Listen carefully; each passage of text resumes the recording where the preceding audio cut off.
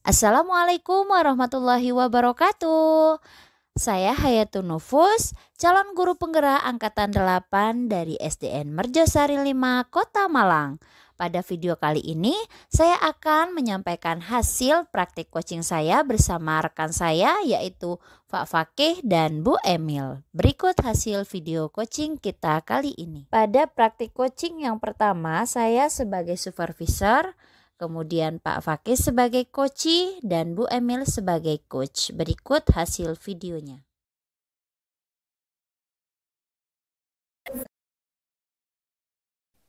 Pagi Bu Aya. Pagi Bu Emil. Iya. Wah, cerah sekali nih wajahnya. Kemarin saya telepon Bu Aya loh, udah dibuka ya? Sudah Bu Emil. Nah, ini juga penasaran ya. Bu Emil mau ngobrol apa nih? Rencananya hari ini saya mau melakukan praktek coaching Bu Aya. Oh gitu.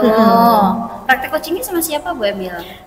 Nanti saya akan sama Pak Fakih, saya sebagai coach dan Pak Fakih sebagai coachee. Oh seperti Iya. itu. Oh jadi di sini saya sebagai supervisor ya. Nah karena di sini saya sebagai supervisor, saya mau bertanya nih sama Bu Emil. Dalam tahap coaching nanti ini, apa sih kompetensi apa sih yang ingin Bu Emil kembangkan? Di sini kan ada 3 tahap ya Bu Emil ya. Ada present, hadir sepenuhnya, menjadi pendengar aktif, dan memberikan pertanyaan berbobot. Nah kira-kira dari 3 ini mana yang ingin Bu Emil kembangkan? Kayaknya saya ingin mengembangkan di pertanyaan berbobot deh. Pertanyaan berbobot ya Bu Emil ya. Kenapa kok Bu Emil ingin mengembangkan kompetensi pertanyaan berbobot? Karena kadang saya itu sulit merangkai kata-kata untuk membuat pertanyaan. Harapan saya kan ketika saya melakukan coaching bersama coach saya bisa membuat pertanyaan berbobot yang bisa mengeluarkan ide-ide dari coach saya. Nah itu kadang saya kesulitannya di situ, makanya saya ingin mengembangkan itu. Oh baik Bu Emil. Nah selama ini kira-kira kalau di rentang nilai Bu Emil ya, dalam 1 sampai 10 nilai kira-kira Bu Emil ada di tingkat nilai berapa ya? Mungkin di 5 lah di pertanyaan berbobot ini. Bu Emil bisa memberi angka 5 itu kenapa? Ya itu tadi, karena saya itu sulit, masih belum luwes gitu. Masih kadang berpikir dulu nanti apa yang saya tanyakan, nggak bisa langsung natural, saya bisa langsung menemukan ide untuk membuat pertanyaan berbobot untuk coach saya supaya dia bisa terstimulus lah ide-idenya gitu Bu Aya. Jadi saya merasa saya masih di level 5. Iya Bu Emil. Nah setelah ini kan kegiatan coaching ya bersama coachingnya. Saya berharap dari hasil coaching nanti ini Bu Emil bisa meningkatkan kompetensinya dalam hal memberikan pertanyaan berbobot. Nah, dan saya juga berharap nanti dari angka 5 ini bisa jadi angka 10 ya Bu Emil ya. Amin, mudah-mudahan. Iya Bu Emil, tetap semangat ya setelah ini ya. Semangat, selalu semangat. Kapan ini mau melakukan coaching? Insya Allah saya sudah janjian nih sama coach saya 2 jam lagi. Beliau tiba di sini. Bu Aya ikut ya nanti saat saya praktik coaching bersama coach saya. Oh gitu ya Bu Emil ya. Siap-siap Bu Emil. Oke, kalau begitu Bu Emil, saya tunggu nanti waktu kegiatan coaching ya. Oke. Terima kasih Bu Emil ya. Sama-sama, Semangat Bu Bu Aya. Emil. Selamat sore, assalamualaikum Bu Emi. Oh iya, waalaikumsalam Pak Fakih. Aduh, gimana kabarnya ini? Baik, mohon maaf ya, lama menunggu. Tidak apa-apa, ini kita sudah janjian tadi, alhamdulillah Pak Fakih bisa tepat waktu nih datangnya. Saya kira terlambat bisa macet Bu. Iya, mohon maaf Oke. di sesi kali ini ada Ibu Hayat yang Oh, iya, mendampingi iya. saya, tidak apa-apa ya? Oke, Beliau oke. selaku supervisor. Bu Aya. Iya. Selamat sore, salam kenal. Iya. Oke. Pak Fakih kemarin sempat WA saya, katanya ada Iya, Bu. sedikit unek-unek yang mau disampaikan. Betul, betul. Iya. Sebelumnya gimana kabarnya nih, perasaannya sekarang? Seperti apa? Lagi tidak baik-baik saja. Kenapa kok tidak baik-baik saja? Karena keresahan saya ini sangat besar dan untuk kepentingan umat dan halayak gitu. Oh begitu Pak. Ya. Nggih, Dan nggih. berhubungan dengan saya sebagai seorang pendidik. Iya. Oke. Nih, siap jadi pendengar ini nanti saya. Iya. Kalau kesehatannya bagaimana? Tentu sehat dong ya. Iya lumayan. Ya. Makanya sini cari kesehatan. Iya. Lebih sehat. Baik. Ya, ya, Pak ya. Fakih monggo Ya, Bu. bisa disampaikan kira-kira yang menjadi unek-unek itu apa? Saya ingin menyampaikan topiknya tentang pendidik.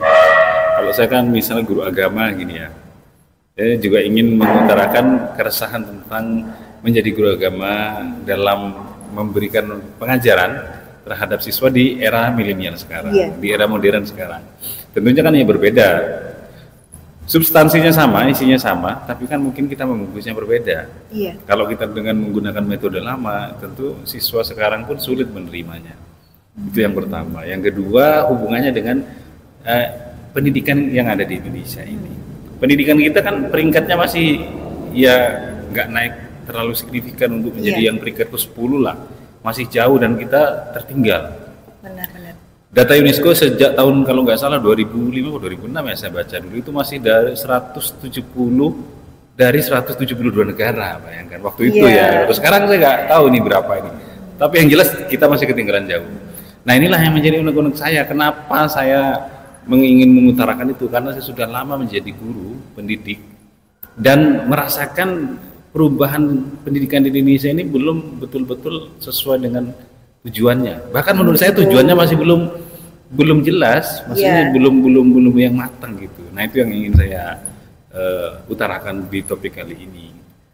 Baik Pak, kalau yang sebenarnya Pak Fakih ingin capai itu apa di percakapan ini? Ingin mencapai apa dengan keresahan panjenengan ini? Pertama, saya ingin memberikan pandangan tentang sebagai guru agama ya. Iya. Guru agama itu ada 3 jenis, setahu saya ini ya. Yang pertama itu ada yang ngajar di pesantren, yang kedua ada yang ngajar di madrasah. Iya. Nah, dua-duanya di naungannya Depak langsung, milik sekolahnya Depak ya. Artinya di bawah naungannya Depak langsung. Kalau kayak madrasah itu langsung dari bawahnya Depak. Yang ketiga ada namanya PAI, guru agama yang ditempatkan di dinas pendidikan. Kayak seperti SD, SMP, SMA, SMK gitu ya Pak ya? Betul. Iya. Jadi guru agama itu punya 2 induk sebenarnya, punya 2 naungan. Pertama di bawah naungannya dinas pendidikan, yang kedua itu di bawah Kementerian Agama. Tapi kita ini diangkat oleh dinas pendidikan. Itu namanya guru PAI namanya. Iya. Jadi kalau guru madrasah beda lagi. Nah itu guru PAI itu ketika orang madrasah itu misalnya ngajar di umum gitu misalnya di tingkat SMK yang saya rasakan ya. Kalau SD sama SMP mungkin tingkat levelnya berbeda, kesulitannya berbeda. Tapi di SMK kita harus pintar pandai-pandai membungkus pembelajaran agama itu agar mudah diterima dengan anak-anak. Contohnya seperti metodenya Habib Ja'far sekarang. Iya. Dia lebih mengikuti apa yang menjadi keresahan milenial. Nah itu yang saya harapkan. Kalau yang saya lihat itu di beberapa ya, nggak semua ada yang bagus tuh banyak gitu. Saya tidak meragukan kapasitas ilmunya, tapi metodenya gitu. Iya, benar. Membungkusnya gitu ya. Iya. Paham yang saya maksud ya? Paham. Baik. Jadi hari ini sebenarnya Pak Fakih itu merasa resah menjadi guru agama karena pendidikan yang ada di Indonesia sekarang ini belum sesuai dengan tujuan, bahkan tujuannya aja belum jelas begitu ya Pak Fakih ya. Iya. Dan yang ingin dicapai Pak Fakih adalah bagaimana bisa menciptakan pendidikan di era milenial ini dengan mengikuti kodrat zamannya, begitukah Pak Fakih? Iya betul, seperti Ki Hajar Dewantara itu ya. Jadi inginnya saya itu ketercapaiannya bagaimana implementasinya Ki Hajar Dewantara itu benar-benar bisa dilakukan, yaitu kodrat zaman. Kodrat zamannya sekarang udah berbeda, makanya guru agama pun harus inovatif dan kreatif. Nggak bisa kita modelnya ngaji ala pesantren diterapkan di anak yang sekolah SMK, ngaji pakai kitab kuning di satu-satu gitu. Ketercapaiannya tidak bisa gitu, kecuali kita mau merubah kurikulumnya. Nah sekarang ini menurut saya ini adalah kurikulum merdeka ini penting untuk menjadi batu loncatan kita agar bisa inovasi dan kreativitasnya kita bangun. Jadi pesantren itu diekstrak menjadi madrasah, materinya madrasah. Jadi madrasah itu ada fikih, bahasa Arab, tarikh itu disendirikan. Dari madrasah itu diekstrak menjadi PAI. PAI itu satu bab ya. Satu semester itu isinya 6 kompetensi yang ada di madrasah. Oh gitu ya Pak. Ada sejarah, fikih, bahasa Quran hadis itu sama apa namanya ya fikih, sejarah, Quran hadis dan tarikh. Nah, ini Pak Fakih apakah punya ide atau terobosan atau inovasi nih dari keresahan yang sebenarnya ini dirasakan oleh semua mungkin ya, nggak hanya yang di sini aja, nggak hanya yang di Malang saja gitu. Mungkin Pak Fakih ada ide gitu untuk mungkin perancangan kegiatannya atau apa gitu Pak untuk solusi dari permasalahan ini. Ya, yang pertama keresahan saya berhubungan dengan solusi itu tadi. Yang pertama itu sistem di kita di pendidikan di Indonesia ini progresnya di akhir-akhir ini sejak Pak Nuh kemudian di Pak Makarim ini menurut saya itu bagus. Iya. Progresnya bagus ya. Dengan adanya kurikulum Merdeka ini kita bisa mengadopsi berbagai kurikulum yang metodenya ada di Barat. Saya lebih cenderung ke idenya ke substansial, esensial dan kontekstual. Seperti apa itu Pak? Ya, substansial itu isinya, substansi memang to the point itu. Oh, begitu. Misalnya kita mau ngajar fikihnya tentang apa? Tentang sholat, ya udah fokus di sholat. Sholat apa? Sholat jenazah, ya sudah jelas itu. Kemudian sholat jenazah itu kalau dijadikan proyek kebermanfaatan jadi apa? Apa hanya kita melakukannya di kelas? Enggak juga. Itu harus jadi kebermanfaatan untuk masyarakat. Bagaimana kalau anak-anak itu diajari lebih akselerasi? Nah, iya, misalnya ya anak SMP atau anak SMA metodenya sudah bikin skripsi dan kayak aksi nyata, PPL, sudah ada PPL-nya. SMA, SMK lah minimal harus ada PPL-nya yang merupakan aksi nyata seperti di kampus. Oh, keren-keren. Kalau SMK itu kan arahnya PPL-nya ke kerja. Iya. Ini yang belum dilakukan tuh aksi nyata ke bentuknya sosial dan membangun lapangan pekerjaan baru. Iya, bagus sekali Pak idenya menurut saya. Dan itu kalau bisa benar-benar terlaksana, itu bisa jadi contoh untuk sekolah lain Pak. Keren banget itu. Mudah-mudahan nanti bisa terlaksana. Saya jadi greget juga ini. Jadi menginspirasi juga buat nggak hanya PAI saja, tapi bisa diterapkan ke mapel lain sepertinya ya Pak ya. Karena PAI kan hanya metodenya yang dirubah, substansinya kan sama. Mapel lain bisa melakukan itu gitu. Kalau dari ukuran keberhasilan panjenengan kan kayak sudah punya rancangan tadi untuk pengembangan program selanjutnya. Kira-kira dari 1 sampai 10 itu keberhasilannya di tingkat mana Pak? 10. Asal yakin ya Pak ya? 10 yakin, ya? asal memenuhi 3 syarat. Wah, modal yang cukup Pak untuk mulai untuk melaksanakan program. Nah, kira-kira Pak Fakih nanti dengan program yang panjenengan rancang, apa saja yang perlu disiapkan mungkin bisa diceritakan ke saya? Ya, yang disiapkan itu adalah ide pemikiran yang matang. Iya. Idenya yang bagus. Oke. Yang kedua, pelaksanaan teknisnya yang harus bagus dan spesifik. Iya. Karena ada banyak ide tapi nggak bisa mengimplementasikannya. Baik. Karena dia tangkap itu, kalau dia itu menangkapnya bagus gitu, dia akan nyampainya bagus gitu. Tapi belum tentu juga. Kadang ada yang nangkapnya bagus, cara nyampaikannya nggak bagus. Oke. Ada orang yang cara menyampaikannya bagus, tapi cara nangkapnya nggak bagus. Nah, dua-duanya harus dibutuhkan. Nangkapnya bagus, caranya harus seimbang. Yang menyampaikannya. Contohnya pembelajaran berdiferensiasi aja, orang-orang bingung, banyak pembiasan. Karena mereka tidak pernah memegang kata kunci dan tujuan dari bahasa diferensiasi itu. Nah, itu harus dipersiapkan. Yang kedua itu kemudian implementasinya harus spesifik, diawasi dengan orang yang memilih orang yang tepat. Yang ketiga itu adakan studi banding dan evaluasi. Studi bandingnya ke negara-negara yang sudah jelas. Nanti itu diambil bukunya, namanya Praktik Baik. Praktik Baik itu adalah sebuah buku yang sudah dilaksanakan dan hasilnya bagus di bidang itu. Kalau kita belum menemukan, mari kita adu. Semua guru suruh bikin buku praktik baik, lalu diujikan di setiap mapel. Mapel ini tingkatannya ini, karena setiap tingkatan itu harus beda. Itu harus ngerti loh ya. Jangan kira matematikanya SMK dengan anak SD dan SMP sama, enggak sama. Kita itu arahnya loh beda. Kalau SMK kita arahnya ke ikut jurusan, sama pengembangan, sama miliknya sendiri. Kita kasih contoh, matematikanya Bu Emil misalnya, dibutuhkan jurusan pemrograman, berarti yang diajarkan dulu algoritma. Jangan yang lain dulu, karena algoritma itu yang dipakai untuk pemrograman.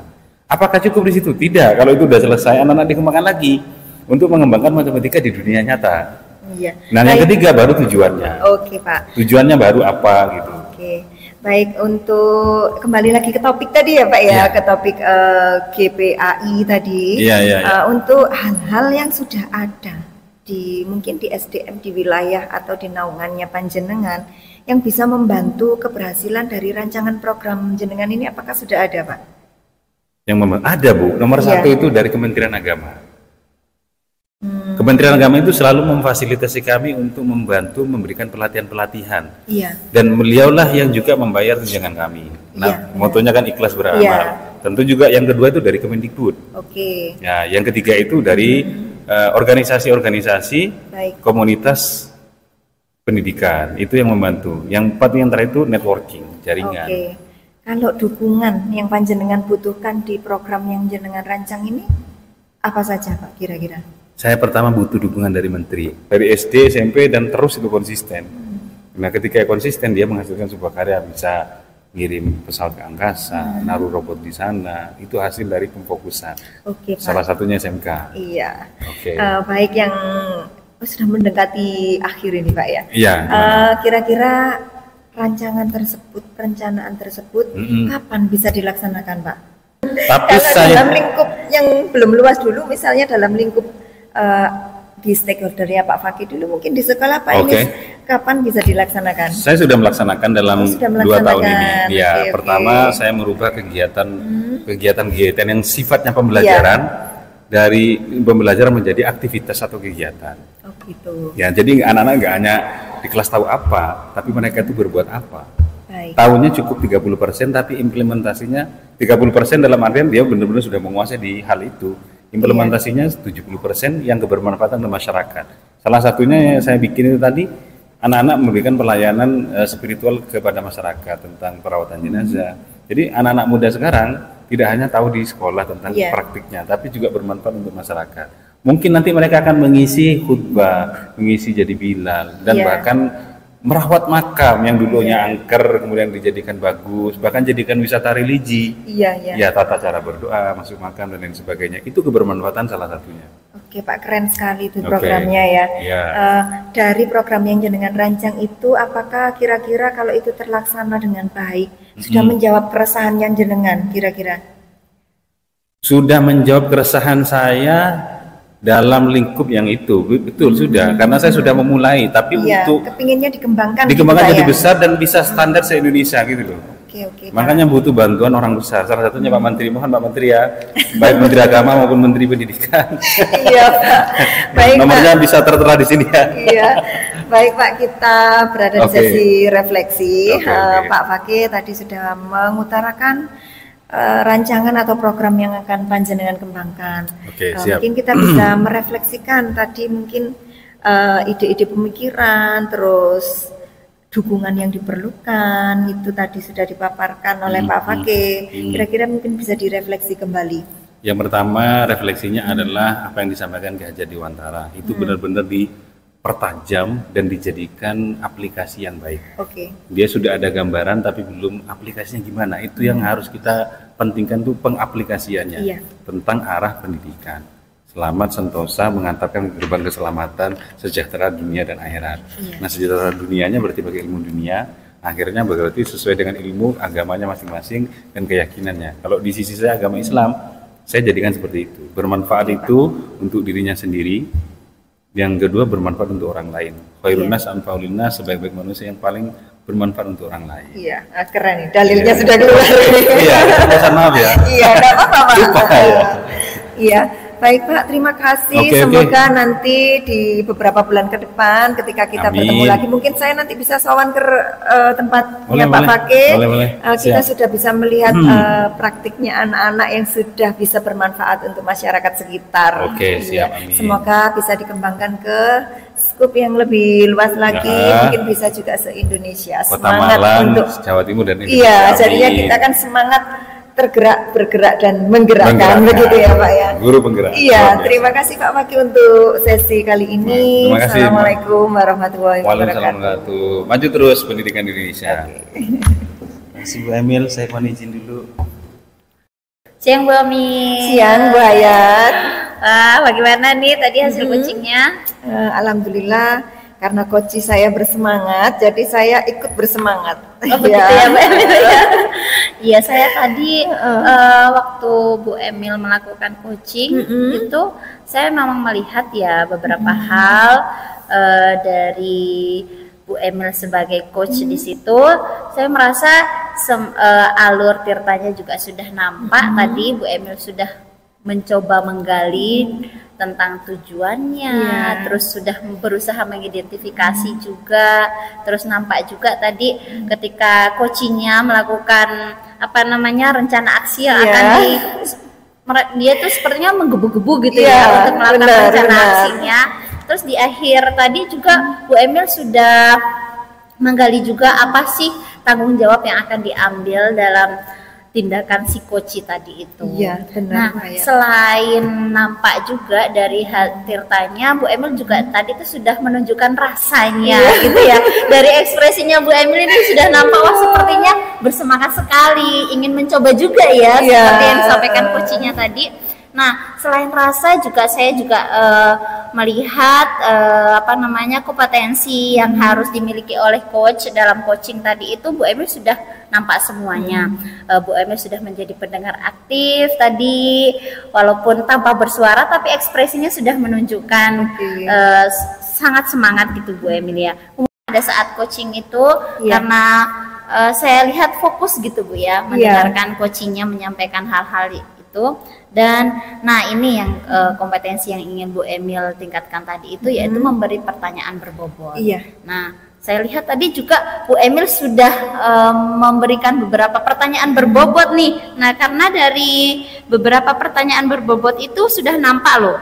Kalau Bu Emil ini saat menjadi coach itu ya, saat coachnya menyampaikan itu sangat antusias gitu loh. Jadi kan Bu Emil ini berhasil memberikan pertanyaan-pertanyaan yang berbobot sehingga coachnya ini terpancing untuk memberikan idenya, gagasannya, terus memunculkan tanggung jawabnya juga. Keren nih Bu Emil.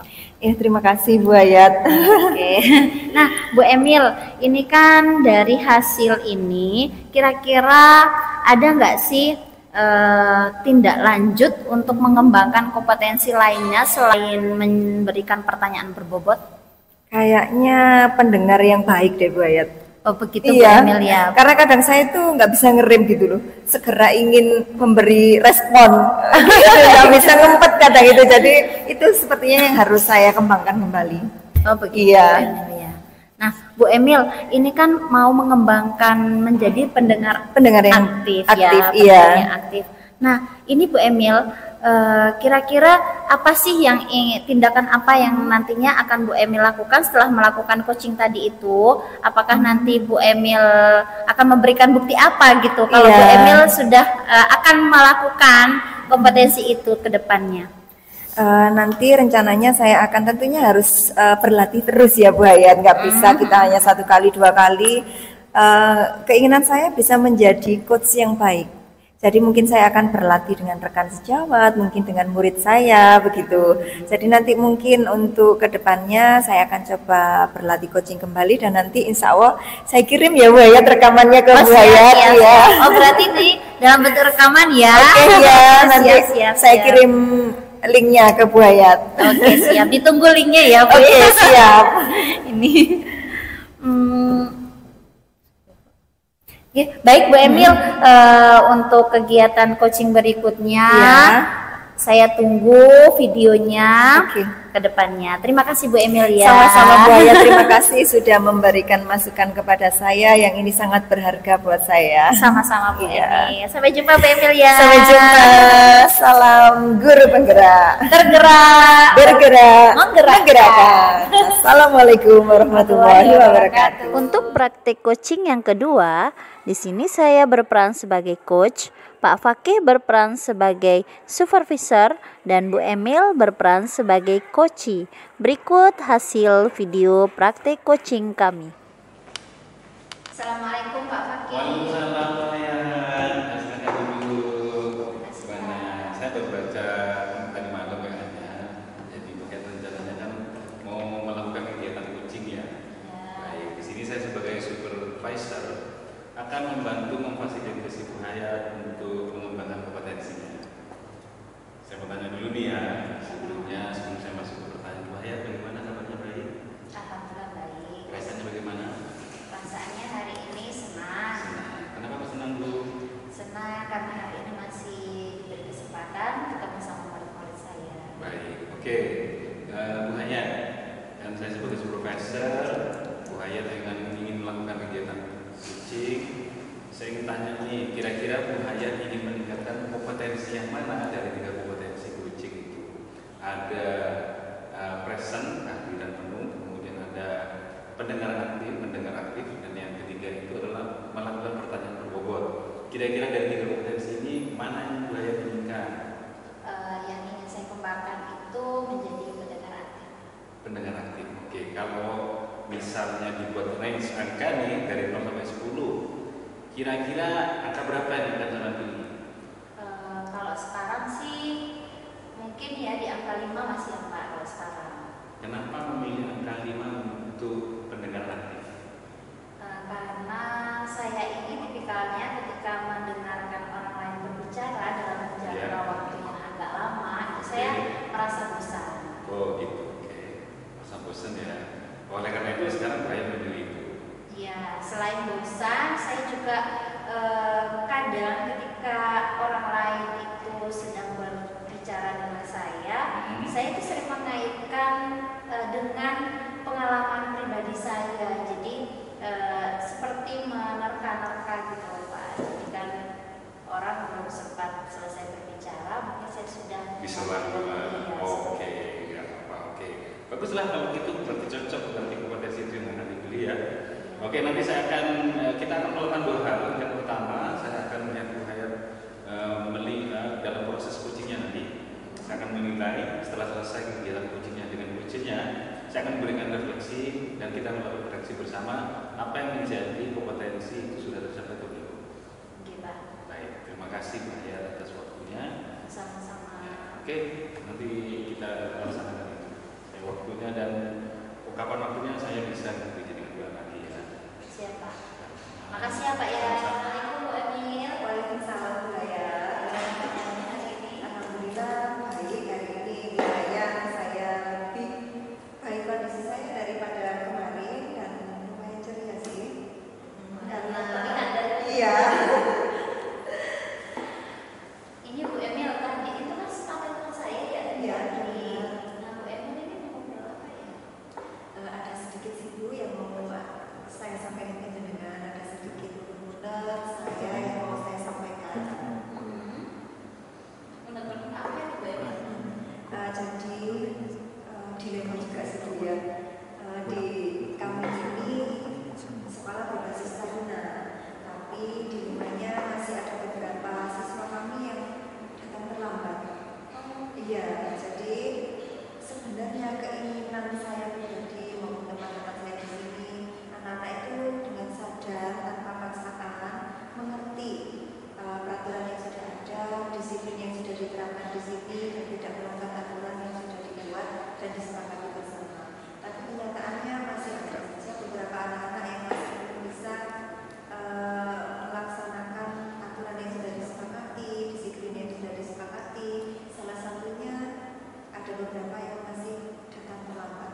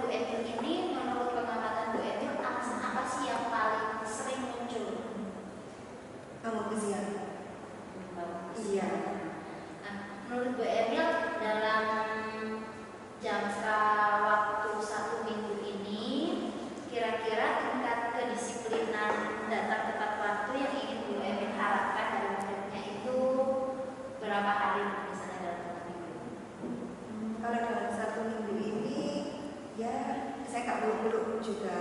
Paling tidak mereka bisa mengurangi keterlambatannya. Misalnya kalau biasanya dalam 1 minggu ini telatnya 3 kali, dalam 5 hari ya, Senin sampai Jumat kita pembelajarannya itu ada yang 1 minggu telat 3 kali. Harapan saya bisa menurun 1 kali, nanti lama-lama bisa hilang, bisa tetap disiplin, tidak datang. Gini Bu Emil, kira-kira yang ada di benak Bu Emil ini ada nggak sih ide biar muridnya ini tidak datang terlambat? Sebenarnya di murid saya ini, kalau di persentase ya, yang datang terlambat itu sebenarnya nggak ada 5%, hanya beberapa. Cuma kadang itu gitu ya, terlambat lagi, sekarang terlambat lagi gitu. Kita sempat, kalau kita di sini kan biasa ada fisik ya, bimbingan fisik, dan itu memang membentuk anak-anak dari karakternya sampai olah tubuhnya jadi ketar-ketar. Kalau pakai baju ketarunaan itu jadi keren-keren kayak TNI gitu ya, fisik. Awalnya kita pakai hukuman push up. Jadi anak-anak kalau push up itu seperti segojangan gitu loh Bu ya. Terus biasa sipil gitu loh. Tambah suka kalau dihukum push up itu. Jadi harapannya sih kita dapat menemukan solusi lain gitu loh. Ternyata anak-anak diberi treatment seperti itu tambah senang, nggak tambah memberikan apa ya Bu ya. Memberikan pengertian, ternyata saya salah kalau datang terlambat. Harapan saya kita nanti di sesi coaching ini bisa dapat solusi gitu Bu ya. Oh gitu Bu Emil ya.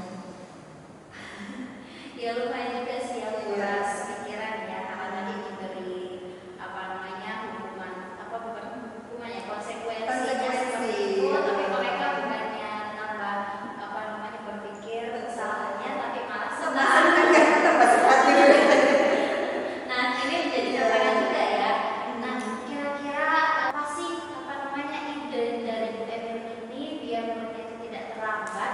Mungkin ada hal-hal yang membuat muridnya merasa senang atau merasa semangat buat sekolah, ada nggak sih di benak Bu Emil itu? Yang mungkin yang membuat mereka semangat datang mungkin ini ya, bisa kumpul-kumpul dengan temannya, bisa mengadakan kegiatan dengan temannya. Saya rasa itu bisa membuat mereka semangat. Dan jadi terpikir nih Bu ya di benak saya, mungkin kita satu tim, kalau di sekolah kan tim ya, kita nggak bisa kerja sendiri. Kayaknya saya perlu berkolaborasi dengan teman-teman saya, baik dari tatip, pimpinan, semua stakeholder yang ada di sekolah ini untuk bisa merumuskan kembali apa istilahnya, bukan hukuman ya, apa tadi namanya Bu? Kesepakatan yang harus kita bangun bersama anak-anak, bahwa nanti kalau mungkin mereka datang terlambat, konsekuensinya apa. Jadi saya terpikir nih, karena datangnya terlambat ya, kalau misalnya dia terlambat 10 menit, berarti nanti dia pulangnya juga harus lebih dari 10 menit, karena jam pelajaran yang ada di sini 10 jam pelajaran itu harus mereka tempuh, termasuk yang mereka ketinggalan berapa jam tadi gitu. Mungkin itu yang bisa terpikir di benak saya. Kalau tadi kesepakatan melakukan BIMSIK ternyata tidak berhasil, mungkin harus bikin kesepakatan yang lain yang mungkin bisa disepakati bersama, dan itu membuat mereka menjadi memahami bahwa datang terlambat itu tidak baik karena merugikan semuanya ya. Temannya yang sudah di kelas mungkin merasa rugi juga. Mereka sedang asik pembelajaran, tiba-tiba ada yang terus ibu mau masuk, kan jadinya ada sponsor gitu ya. Iya, pelajaran juga, terus rugi juga ke dia, kan jadinya ketinggalan pelajaran juga. Ini Bu Emil kan tadi sudah ada di benak Bu Emil rencana yang akan dilakukan. Nah kira-kira teknisnya seperti apa sih nanti ke depannya? Sebenarnya sempat terpikir dan juga mungkin sudah dibicarakan di pihak sekolah. Di tatip itu nanti akan ada formulasi baru bahwa kalau nanti yang datangnya terlambat, maka pulangnya juga terlambat sesuai dengan mereka datang terlambatnya tadi berapa menit atau berapa jam pelajaran, dengan diberikan treatment agar bermanfaat juga, agar mereka mengerti juga. Anak-anak diminta untuk mungkin bersih atau bakti lingkungan dengan menambah jam yang mereka terlambat tadi.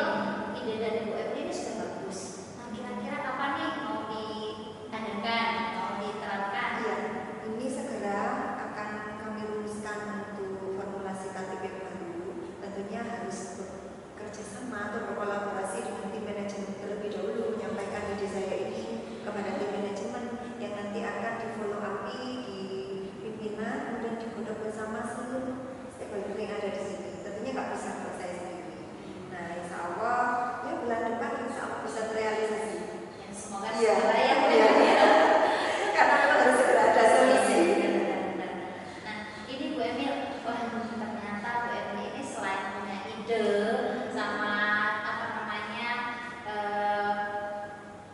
masukan-masukan untuk sekolahnya juga terhadap murid yang sering terlambat ini sudah keren Bu Emil.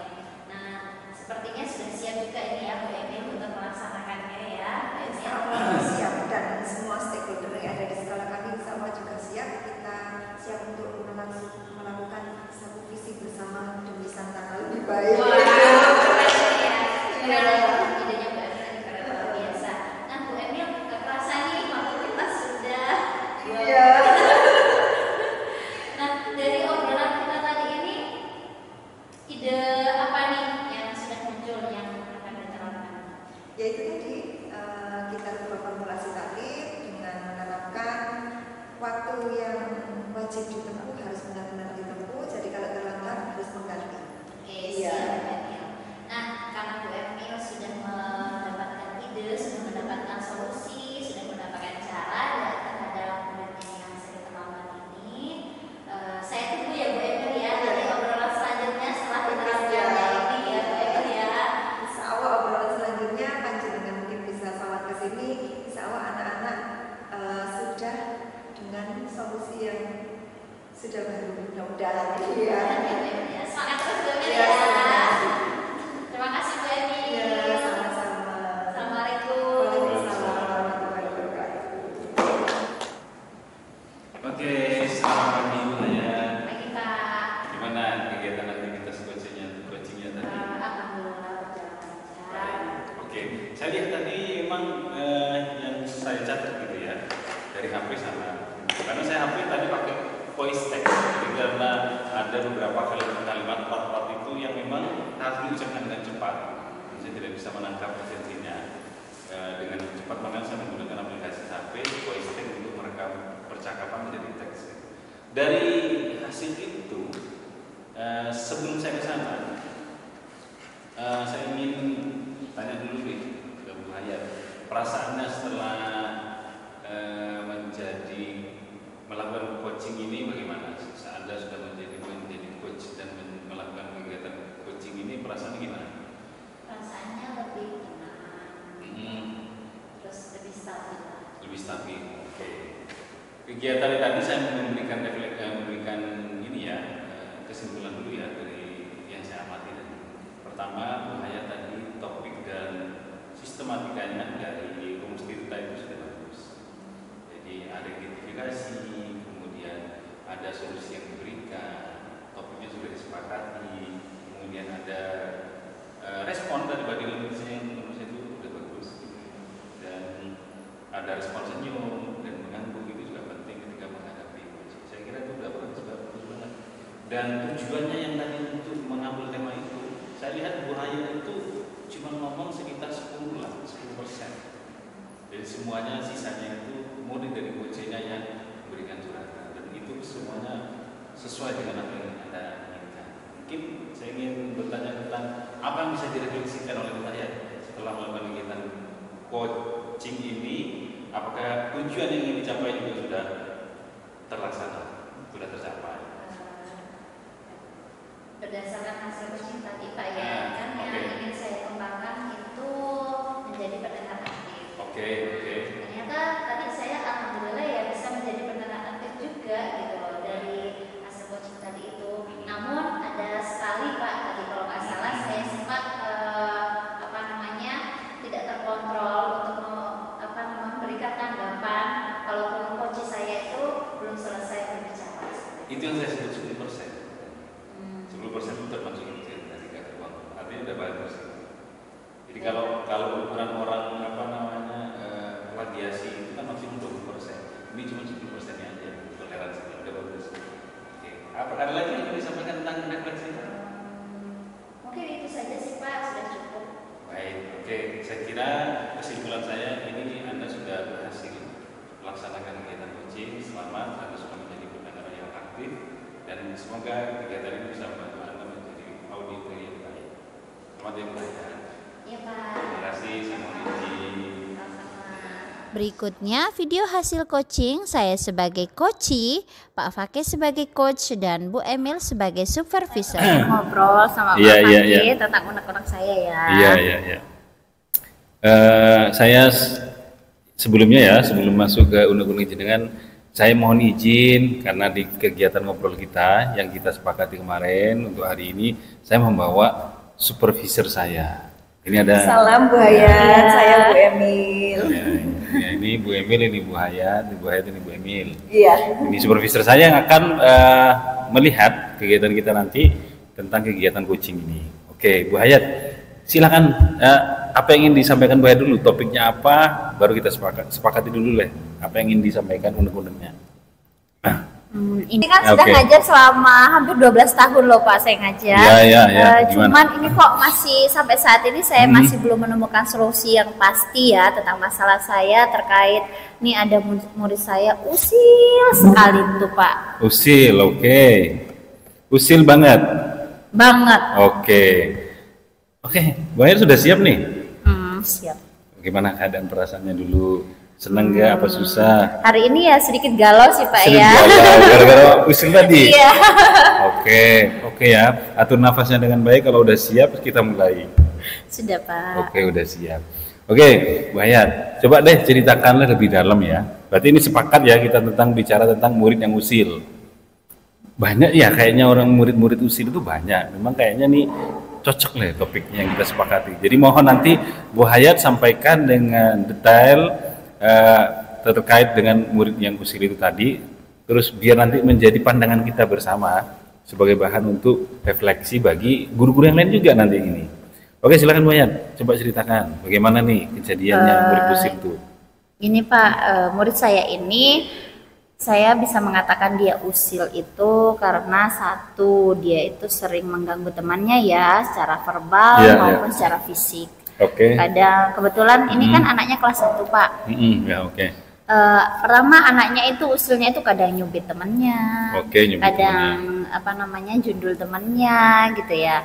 Terus kadang nyembunyiin pensil temannya. Terus kadang ngejek temannya gitu Pak. Oh, ngejek juga. Oh ya, usil lagi. Iya, hampir ini ya. Oke. Ada lagi keusilannya yang lain? Ya. Itu aja? Itu aja sih, cuman ada sih satu juga dia kadang sering ngomong jorok gitu loh Pak. Yang nggak pantas lah diucapkan seperti itu. Yang sering seperti itu ya? Berarti ada 5 nih indikator. Coba nih kira-kira Bu Hayat tahu nggak itu anak yang usil ini 1 orang, 2 orang, atau beberapa, atau semuanya? Yang usil atau yang diusilin? Yang usil dulu nih, bukan yang diusilin, yang usil. Yang usil sih ada 3 anak, cuman yang menurut saya yang paling butuh perhatian ya anak. 1 anak ini. Oke. Kalau sampai jelek-jelekin ini atau jorok-jorokin, berkata jorok ya, menjelek-jelekan berkata jorok, itu kira-kira sering dilakukan oleh anak itu atau hanya sesekali? Sering. Seringnya seberapa tuh? Dalam sehari bisa beberapa temannya gitu yang diusilin. Beberapa temannya yang diusilin. Pernah nggak Bu Hayat nanya kenapa dia berbuat usil seperti itu? Pernah Pak, pernah nanya. Apa jawabannya? Jawabannya itu kenapa kok temannya dicubit pipinya gitu, gemes Bu gitu. Terus kadang nggak apa-apa, pengen ini aja, pengen jubit aja, pengen jundul aja gitu. Kenapa kok disembunyiin pensilnya? Ya nggak apa-apa gitu. Nggak apa-apa. Jadi menurut Ibu ini habitatnya dia udah terbiasa seperti itu. Iya sih, karena dia terbiasa melakukan hal seperti itu gitu loh Pak. Jadi untuk jawabannya dia itu nggak ada jawaban pasti, mesti dia tuh menjawab nggak apa-apa ya. Iya. Karena dia lucu, karena dia imut gitu aja. Tapi lebih seringnya dia menjawab itu ya nggak apa-apa gitu. Oh ya nggak apa-apa, gitu aja ya. Oke, pernah nggak kira-kira Bu Hayat itu bertanya, berkomunikasi sama orang tuanya kenapa anaknya bisa seperti itu? Nah ini untuk komunikasi sama orang tuanya saya belum pernah melakukan karena kita masih di awal semester ini. Jadi masih sekitar 3 bulanan Pak ya kita masuk di semester awal ini. Jadi saya belum sempat berkomunikasi sama orang tuanya. Apakah sikap anaknya di rumah itu juga seperti itu? Iya. Oh gitu. Dengan keluarganya yang lain, kakaknya atau yang nganter? Kalau keluarganya yang lain sih belum, cuman sama temennya. Nah kebetulan di kelas juga ada temennya yang tetangga sama anak ini gitu loh Pak, yang apa namanya, dia itu satu tempat ngaji sama anak yang usil ini juga pernah saya tanyakan. Gimana katanya tuh?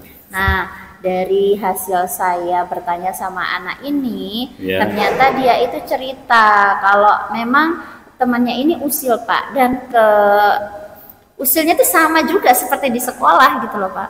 Berarti tempat ngajinya itu. Di tempat ngajinya. Berarti gak hanya di sekolah. Iya. Di tempat lain ada nggak? Misalnya di tempat bermainnya dia di luar sekolah sama di luar ngajinya ada nggak?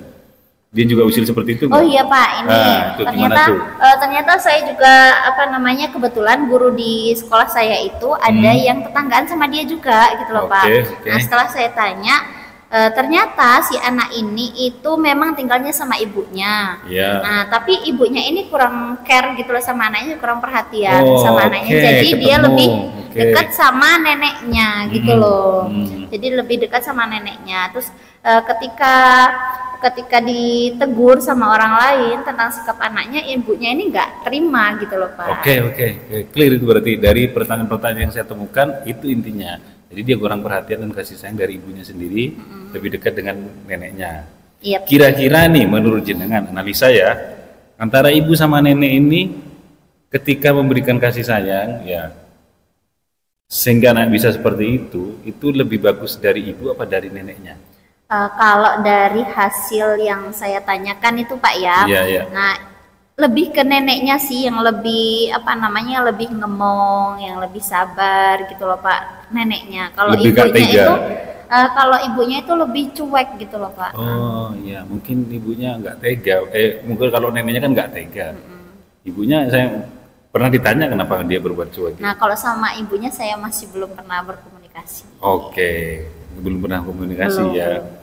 Oke, menurut jenengan nih, karena dia sudah mengalami, intinya kalau kita lihat dari pemaparan jenengan, berarti kan dia kurang kasih sayang, ya nggak sih? Yang dari segi ibunya loh ya, mungkin dari neneknya kurang ini, udah kasih sayang, tapi dia nggak tegaan, sehingga anak itu belum bisa maksimal teraturnya kan, mau mengingini kan takut ya. Kira-kira nih solusi apa yang menurut jenengan baik bagi anak itu? Ada nggak punya pandangan nggak? Pertama yang saya lakukan itu awalnya Pak ya, saya lakukan itu negur anaknya. Nah anak ini juga lucunya ketika ditegur tuh mesti nangis Pak. Nangisnya itu nangis yang bukan nangis yang pelan, tapi nangisnya histeris gitu Pak. Kayak hampir satu sekolah itu terdengar Pak. Iya, jadi dia tuh usil, tapi ketika diingatkan temennya, jangankan saya, diingatkan temennya pun dia histeris gitu nangis. Oh iya. Jadi saya juga sudah pernah melakukan pendekatan segitiga restitusi sampai 3 kali saya menerapkan itu. Kenapa aku melakukan itu? Terus rencananya nanti bagaimana biar nggak seperti itu lagi. Tapi next time dia mengulangi lagi gitu loh Pak, keusilannya itu sampai saya 3 kali menerapkan segitiga restitusi itu, tapi nihil gitu loh Pak. Mungkin kedepannya ya itu yang sampaikan Pak Fakih tadi, karena mungkin saya masih belum komunikasi dengan orang tuanya. Mungkin kedepannya saya akan melakukan komunikasi dulu dengan orang tuanya terkait sikap anaknya di sekolah. Itu sih mungkin ya. Yang kedua mungkin saya juga butuh pendekatan lebih mungkin sama anak ini, karena saya juga baru nyadar nih Pak ya, dari hasil obrolan kita ini sepertinya dia kurang perhatian dia. Tapi saya sebagai guru juga harus lebih perhatian ya sama dia. Bisa jadi dia menangis histeris, dia usil, butuh perhatian saya paling ya. Jadi saya mulai sadar nih dari hasil obrolan ini. Betul, benar. Udah sadar berarti ya? Sadar Pak, sadar. Ya, itulah pentingnya obrolan kita ini. Jadi saya hanya membantu Anda untuk membangun kesadarannya. Nah, kalau udah ketemu gitu, berarti jenengan harus punya perhatian lebih, minimal mengurangi kurang perhatiannya di rumah. Apa triknya jenengan untuk membuat jenengan lebih perhatian ke dia? Mungkin ya Pak ya, kalau saya lihat dari sikapnya dia ini kan kalau dipuji gitu loh Pak, wih tulisanmu bagus, iya aku kan pintar pinter gitu. Ya, Menghayati banget ya. Jadi dia kalau dipuji itu seneng Pak. Jadi pasti oke. nempel-nempel sama saya. Mungkin Oke, ya oke. trik saya nanti ke depannya lebih banyak mengucapkan kata-kata positif, nggak ngejudge dia mungkin oke. ya. Terus lebih banyak pendekatan sama dia. Itu sih kalau di sekolah. Dan untuk mungkin tindakan yang lebih lanjut lagi, saya komunikasi sama orang tuanya itu Pak. Oke, menurut jenengan kira-kira nggak selain kurang kasih sayang, apa yang menjadi masalah anak itu sehingga perlu dikasih solusi? Ini masalahnya ya itu Pak, apa namanya, dia tuh gampang nangis gitu loh Pak. Iya kan faktornya ada yang membangun. Kira-kira apa nggak yang membangun dari dalam dulu deh? Kalau dari eksternal kan lingkungan tuh. Kalau dari jiwanya sendiri apa yang menurut sampean itu anak itu punya masalah? Secara internalnya dia. Mungkin dari dia Pak ya, Hmm. rasa kurang ini Pak, kurang kasih sayang, kurang percaya diri ya. Oh ini ya, psikologisnya. Oke. Karena sewaktu-waktu itu pas kita ngajak selfie ya, pas ada kegiatan itu, terus anaknya itu nggak kelihatan di kamera, itu anaknya nangis gitu loh. Jadi mungkin di situ dia juga ingin Aktualisasi. diakui gitu loh. Oke, ya. Oh iya, itu tadi udah itu masalahnya. Ingin diakui ya. Aktualisasi diri. Oke, berarti ada kurang kasih sayang, aktualisasi diri. Jadi itu mengganggu psikologisnya. Oke. Strateginya jenengan itu tadi salah satunya adalah pendekatan di sekolah. Ada lagi nggak strateginya di luar sekolah? Bagaimana caranya nanti di luar sekolah jenengan masih bisa memberikan perhatian dia tanpa jenengan hadir? Gitu ya. Mungkin saya di sekolah besoknya, paginya mungkin saya tanyain, tadi ngapain? Terus diantar sama siapa? Mungkin itu kan ya. Secara langsung komunikasi langsung sama anaknya. Enggak, misalnya kalau di luar sekolah nih, kira-kira solusinya jenengan bagaimana agar anak ini terpantau dan tetap mendapatkan kasih sayang? Oh, itu mungkin saya komunikasi sama orang tuanya gitu loh, Pak. Oke, berarti komunikasi sama orang tuanya. Neneknya enggak? Soalnya nomor yang ada sama saya itu cuma nomor mamanya, bukan nomor neneknya. Kira-kira jenengan mau menghubungi yang mana? Neneknya atau Orang mamanya? tuanya lah, Pak. Orang tuanya sebagai dulu. tanggung jawab buat anak. Oke. Sama neneknya sudah pernah komunikasi? Pernah sekali waktu saya nyelawat ke rumahnya itu juga Iya. pernah komunikasi sama neneknya, tapi kan waktu itu nggak membahas tentang masalah anaknya. Oke. Dari solusi yang jenengan tawarkan tadi, dari 0 sampai 10, keberhasilannya seberapa tuh? 9 kali ya Pak ya. Wah,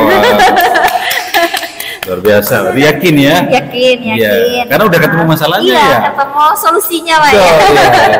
Ketemu solusinya ya. Oh ternyata dia kurang perhatian, jadi saya harus lebih perhatian lagi gitu. Terus saya harus